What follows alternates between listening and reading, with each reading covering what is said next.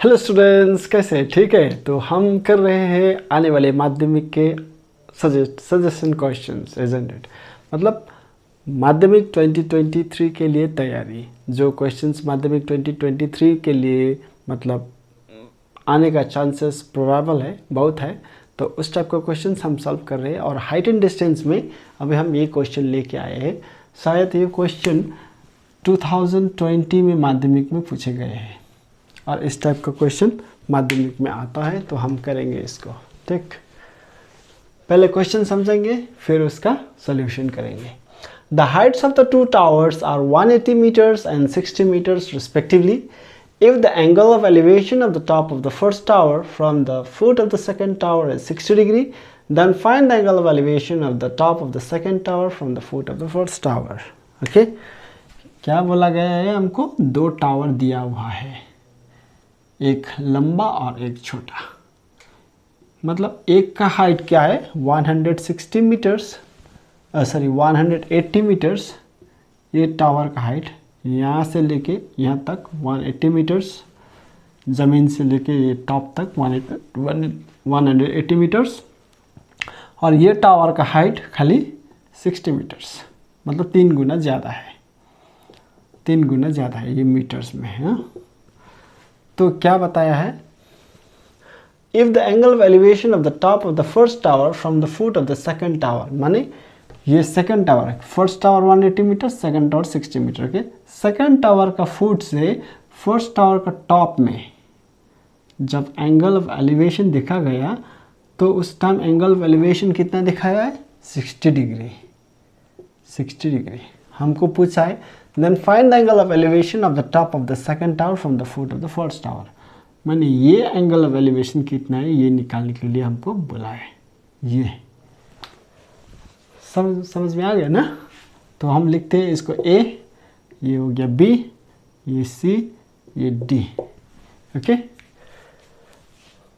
Late A B equals to height of the first tower of the first tower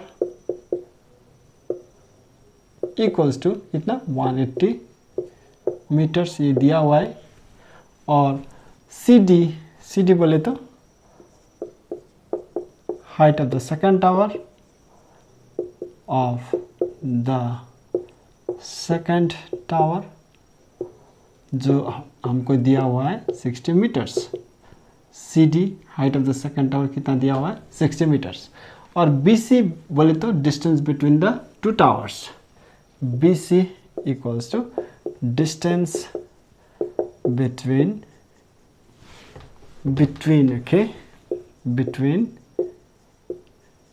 two towers। और हमको दिया हुआ है angle ACB। Triangle ABC में angle ACB दिया हुआ है, ACB C बीच में रहना चाहिए। A C और B, C बीच में रहना चाहिए। एंड एंगल ACB हमको दिया हुआ है 60 डिग्री। 60 डिग्री दिया हुआ है ना? तो हम इस ट्रायंगल ABC में tan थीटा लगा के परपेंडिकुलर अपन बेस करके ये BC निकाल सकते हैं, है ना? इन ट्रायंगल ABC, ये बड़ा वाला ट्रायंगल ABC, tan थीटा माने एंगल ACB ना, ACB थीटा माने angle, tan theta equals to perpendicular माने AB हुआ हमारा perpendicular, AB perpendicular by base बोले तो BC, distance between the two towers. और tan ACB का वैल्यू हमको दिया हुआ है 60 डिग्री। AB बोले तो कितना है? AB 180। और यहाँ से हम BC निकालेंगे। tan 60 का वैल्यू है √3, है ना, इक्वल्स टू 180 बाय BC। और यहाँ से करेंगे BC इक्वल्स टू BC ऊपर लेके आएंगे, √3 नीचे लेके जाएंगे।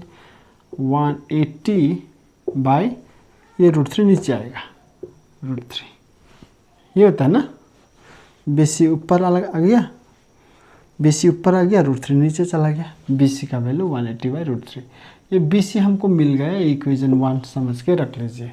और इक्वेशन 2 हम करेंगे वो छोटा वाला ट्रायंगल को लेके, उसके बाद हम ये एंगल खोजेंगे, ढूंढेंगे। हाँ ठीक, इसको स्क्रीनशॉट ले लीजिए आप। BC का 180/√3 हम यहाँ लिख के रखेंगे। BC का वैल्यू कितना है, B से C तक distance between the two towers, BC 180/√3, 180/√3 ये यहाँ लिख के रखेंगे। और फिर इसको डिलीट कर देता हूँ मैं। हाँ, इसके बाद छोटा वाला ट्रायंगल देखेंगे हम। छोटा वाला ट्रायंगल DBC और BCD, triangle BCD। In triangle BCD जब भी हम ABCD लिखेंगे तब हमको एंटी क्लॉकवाइज में ही लिखना चाहिए। ये गुड हैबिट है, ज्योमेट्री हमको सिखाता है।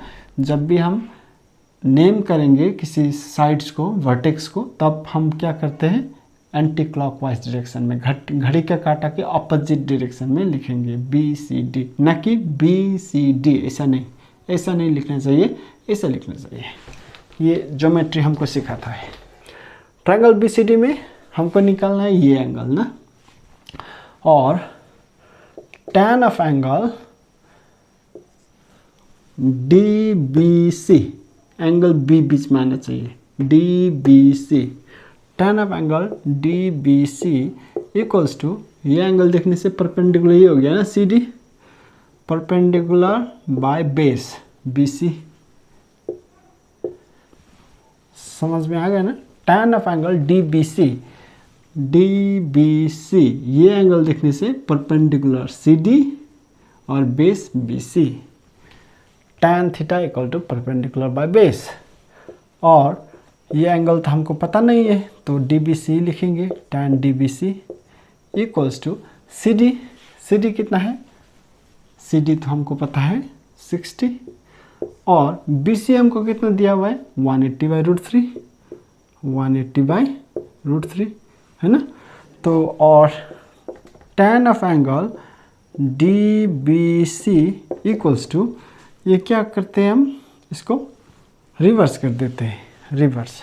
तो ये होता है 60 इंटू, ये √3 ऊपर चला जाता है और 180 नीचे, 0 0 कैंसल, 6 1 जा 6, 6 3 जा 18, 3/√3, सॉरी √3/3। और tan of angle DBC, D कहाँ पे है, D तो दिखाई नहीं दे रहा है, D अभी आ गया, BC इक्वल्स टू √3/3, √3/3 आ गया ना, √3/3। ये तो किसी tan का वैल्यू नहीं लगता है, तो इसको हम क्या करते हैं, √3 से ऊपर मल्टीप्लाई कर देते हैं, √3 से नीचे मल्टीप्लाई कर देते हैं। इसको रेशनलाइज बोलते हैं ना, रेशनलाइजिंग द डिनोमिनेटर। हम ये तब करते थे जब डिनोमिनेटर से रूट एलिमिनेट करने के टाइम में। अभी हम ये इसलिए कर रहे हैं कि डिनोमिनेटर में रूट चाहिए। समझ में आ रहा है ना। और tan of angle DBC, tan of angle DBC equals to √3 into √3, √3 into √3 क्या हो गया, 3 हो गया, और नीचे 3 इंटू √3, 3 इंटू √3, 3√3 हो गया।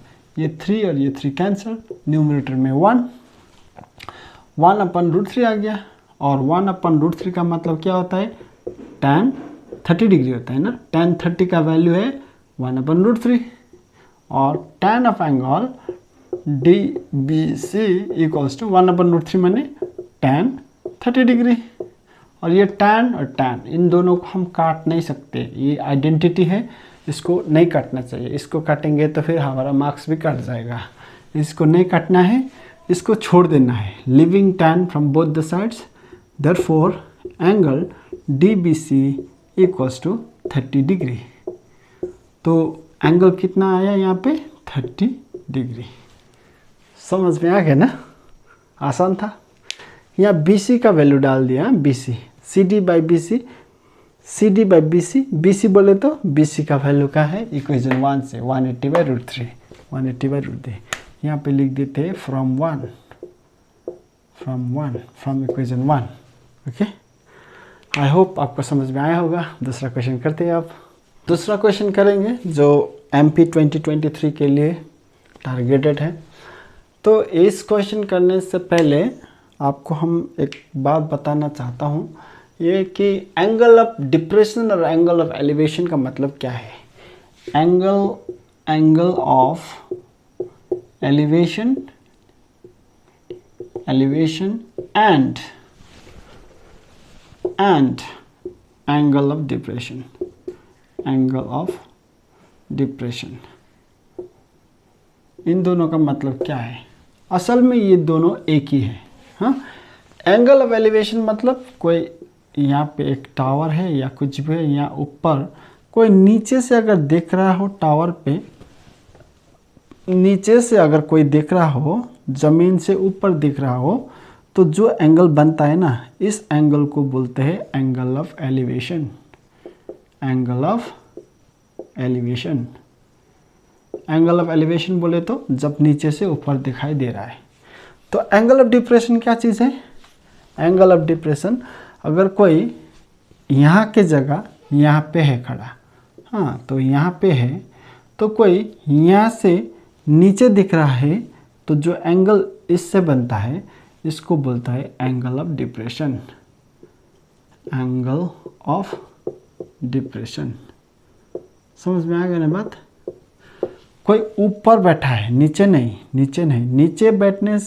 नीचे बैठ के ऊपर देखने से जो एंगल बनता है उसको एंगल ऑफ एलिवेशन बोलते हैं। जब कोई ऊपर बैठा है और नीचे दिख रहा है, वो ऊपर से नीचे तक दिख रहा है, तो जो एंगल बनता है उस एंगल को बोलते हैं एंगल ऑफ डिप्रेशन। और बेसिकली देखा जाए तो वैल्यू सेम रहता है, मैग्नीट्यूड सेम है। एंगल ऑफ एलिवेशन और एंगल ऑफ डिप्रेशन का वैल्यू सेम रहता है, क्योंकि ये दोनों लाइन, ये लाइन एक हो गया और ये लाइन दूसरा हो गया। ये दोनों लाइन पैरेलल है कि नहीं, ये दोनों लाइन पैरेलल है। और ये जो बीच का लाइन है, ये लाइन को बोलते हैं हम ट्रांसवर्सल, इसको बोलते हैं ट्रांसवर्सल। तो जो एंगल यहाँ पे और यहाँ पे बनता है इसको बोलते हैं अल्टरनेट एंगल्स। अल्टरनेट एंगल्स, और ये अल्टरनेट एंगल्स इक्वल होता है। अगर ये 60 होगा तो ये भी 60 होगा, ये अगर 30 होगा तो ये भी 30 होगा। जितना यहाँ पे ऊपर बनता है उतना ही यहाँ पे नीचे भी बन जाता है। ये अल्टरनेट एंगल इक्वल रहता है। ये लाइन और ये line parallel to each other, और बीच का ये लाइन जो है इसको बोलते हैं ट्रांसवर्सल, और जो एंगल बनाता है इसको बोलते हैं alternate angles. And alternate angles are equal to each other. समझ में आ गया ना बात। तो ठीक, हम करते हैं इस क्वेश्चन। एंगल ऑफ एलिवेशन और एंगल ऑफ डिप्रेशन देखने से कोई परेशानी होने का नहीं है, उसका वैल्यू सेम है, मैग्नीट्यूड इक्वल है, उसका वैल्यू बराबर है। खाली ऊपर से नीचे दिख रहा है या नीचे से ऊपर दिख रहा है वही बताता है angle of elevation, angle of depression. नीचे से ऊपर देखने से बोलता है एंगल ऑफ एलिवेशन, ऊपर से नीचे देखने से बोलता है एंगल ऑफ डिप्रेशन। अच्छा ठीक। A passenger of an aeroplane observes that Howrah station is at one side of the plane and Shahid Minar is just on the opposite side. The angles of depression of the Howrah station and Shahid Minar are 60 degree and 30 degree respectively. If the aeroplane is at the height of 545√3 meters at the time, find the distance between Howrah station and Shahid Minar. इस question को पहले हम समझेंगे, उसके बाद solve करेंगे। ठीक, एक एरोप्लेन स्ट्रेट लाइन में उड़ रहा था आकाश पे, और ये हो गया एरोप्लेन। यहाँ पे एक बंदा बैठा हुआ है, और नीचे ज़मीन है,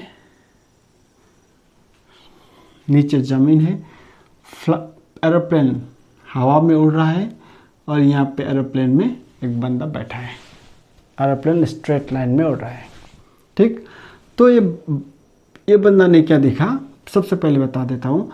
ये बंदा कितना ऊंचाई पे है, हाइट ऑफ द एरोप्लेन दिखाई दे रहा है ज़मीन से, कितना ऊंचाई पे है, 45 रूट 3 मीटर्स हाइट पे है। ज़मीन से कितना हाइट पे है ये? 545 रूट 3 मीटर्स हाई। इतना ऊंचाई पे ये उड़ रहा है हवाई जहाज में। और बता रहा है the angles of depression of Howrah station and Shaheed Minar. Okay, पहले बता देता हूँ, Howrah station is at one side of the plane and Shaheed Minar is just on the opposite side. बोले हावड़ा स्टेशन यहाँ पे है, ये हो गया हावड़ा स्टेशन, और ये हो गया Shaheed Minar. Howrah station is on one side and Shaheed Minar is on the opposite side. ठीक, तो the angles of depression of Howrah station and Shaheed Minar are 60 and 30 respectively. बोले तो ये बंदा ने जब हावड़ा स्टेशन को देखा, हावड़ा स्टेशन अब बन गया यहाँ पे, हाँ ठीक, थोड़ा इधर थोड़ा टेढ़ा हो गया ना, ठीक। जब नीचे देखा तो डिप्रेशन तो ऐसे ही बनता है ना, 60 डिग्री एंगल में हावड़ा स्टेशन को देखा। तो जब ये 60 होगा तो ये अल्टरनेट एंगल, ये भी 60 होगा। और उन्होंने जब शहीद मीनार को देखा तो शहीद मीनार को देखने से एंगल कितना हो गया, शहीद मीनार भी थोड़ा शिफ्ट हो गया, अब यहाँ गया। शहीद मीनार को देखा तो शहीद मीनार को देखने से कितना एंगल हो गया, 30 डिग्री। ये हो गया हमारा 30 डिग्री। एंगल ऑफ डिप्रेशन बोले ना, नीचे दिखाई दे रहा है, इन्हें ऊपर से नीचे दिख रहा है, तो जितना ये एंगल होगा ये अल्टरनेट एंगल उतना ही होगा, ये भी 30 डिग्री। हमको पूछ रहा है क्वेश्चन, हावड़ा से लेके शहीद मीनार तक का डिस्टेंस कितना है बताओ। Find the distance between Howrah station and Shaheed Minar. Howrah station से लेके शहीद मीनार तक का डिस्टेंस कितना है वो बताना है हमको। ठीक, ये ए, ये बी, ये सी और ये डी मान लेते हैं। डी ऊपर क्यों लिखो, नीचे ही लिख देता हूँ इसको, डी मान लेते हैं। पहले क्या करते हैं, ट्रायंगल ए बी सी, ये वाला ट्रायंगल इधर साइड, ट्रायंगल ए बी सी, ये triangle right angle at C हो गया ना ये, और ये triangle right angle at C, hypotenuse हो गया ए बी और परपेंडिकुलर हो गया ए सी, बेस बी सी ना। ये एंगल देखने से tan थीटा लगाएंगे तो tan थीटा मतलब परपेंडिकुलर अपन बेस बी सी मिल जाएगा हमको।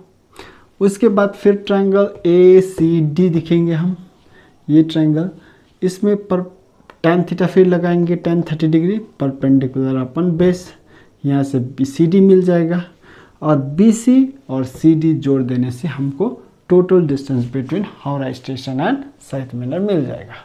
ठीक, ओके, लेट्स डू, हम करेंगे इसको। लेट क्यों, हाइट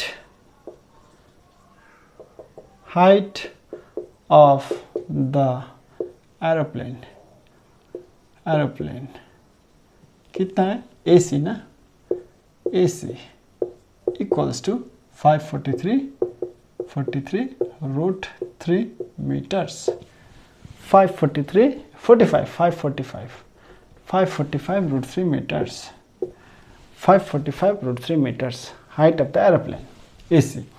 अब ये हम ट्रायंगल ए बी सी में दिख रहा है, इन ट्रायंगल ए बी सी दिखाई दे रहा है ना, इधर साइड का ए बी सी, ये ट्रायंगल ए बी सी में tan थीटा लगाएंगे, tan ए बी सी, बीच में बी आना चाहिए, बी एंगल 60 डिग्री है तो A B C, tan A B C equals to perpendicular हो गया हमारा A C, perpendicular by base हो गया बी सी, और tan ए बी सी कितना है, angle A B C 60 degree, A B C कितना है 60 degree, equals to A C तो हमको पता है, A C height of the plane ना, ए से लेके सी तक कितना है 545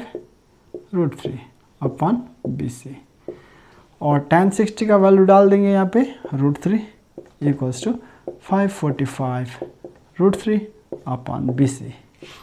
और यहाँ से BC का वैल्यू निकालेंगे, BC इक्वल्स टू 545√3 अपन ये √3 नीचे जाएगा, √3, ये BC ऊपर आ गया, √3 नीचे चला गया, क्रॉस मल्टीप्लिकेशन, BC ऊपर आ गया, √3 नीचे, ये √3 का मृत्यु हो गया।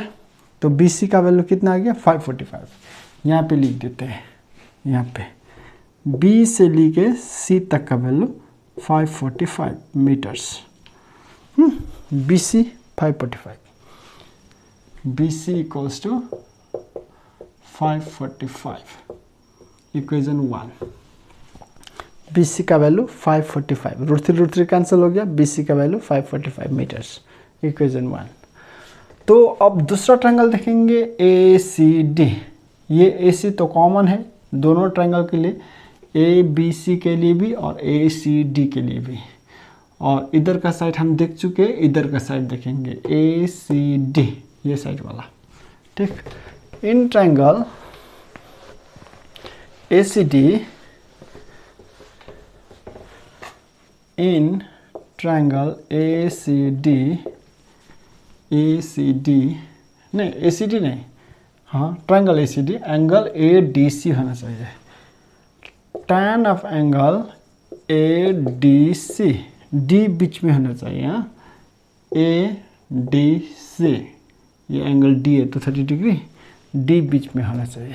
ट्रायंगल लिखने वक्त हो सकता है, लेकिन एंगल लिखने समय D बीच में होना चाहिए।